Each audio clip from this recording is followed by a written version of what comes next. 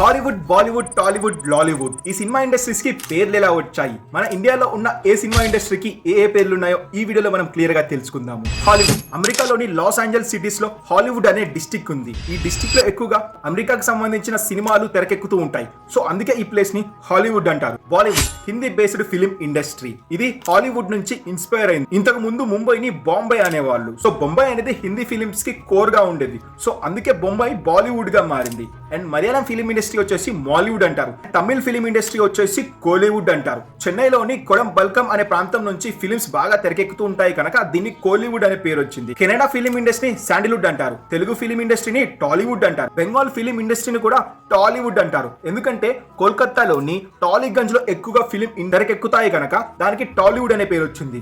And Assam film ఇండస్ట్రీని జాలీవుడ్ అంటారు. Chhattisgarh film ఇండస్ట్రీని చాలీవుడ్ అంటారు. భోజ్పురి ఫిలిం ఇండస్ట్రీని భోజీవుడ్ అంటారు. పంజాబ్ ఫిలిం ఇండస్ట్రీని బాలీవుడ్ అంటారు.